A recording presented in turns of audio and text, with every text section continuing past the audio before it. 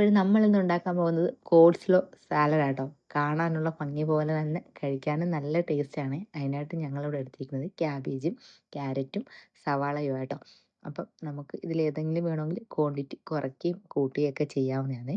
അപ്പം നമ്മൾ ഇതെല്ലാം നല്ല നൈസായിട്ട് കട്ട് ചെയ്തെടുത്തതിന് ശേഷം ഇനി നമുക്ക് വേണ്ടുള്ളത് ഒരു മണിക്കൂറോളം കുതിർത്ത് വെച്ച് കാഷ്യൂ നട്ട്സും അതിലേക്ക് ഒരു 2 അല്ലി വെളുത്തുള്ളിയും പിന്നെ ആവശ്യത്തിന് കുരുമുളകും ഇതെല്ലാം കൂടെ നമുക്ക് മിക്സിയുടെ ജാറിലോട്ട് മാറ്റാവേ.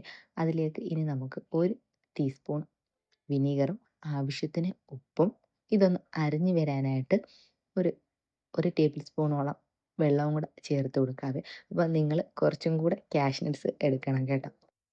ഇനി നമുക്ക് ഈ കട്ട് ചെയ്ത് വെച്ചേക്കുന്ന വെജിറ്റബിൾസ് എല്ലാം മിക്സ് ചെയ്യാൻ എളുപ്പത്തിനൊരു പാത്രത്തിലേക്ക് ഇട്ട് കൊടുക്കാവേ.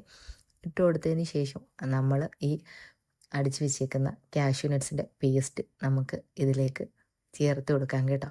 ചേർത്ത് കൊടുത്തതിന് ശേഷം നമുക്കിതിലേക്ക് കുറച്ച് ഹണിയും കൂടെ ചേർത്ത് കൊടുക്കാം. ഹണി വേണമെങ്കിൽ ചേർത്താൽ മതി.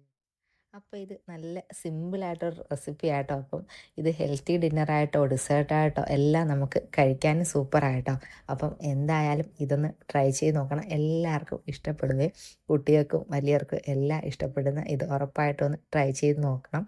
അപ്പോൾ ഇന്നത്തെ വീഡിയോ ഇത്രയേ ഉള്ളൂ. ടാറ്റാ, ബൈ.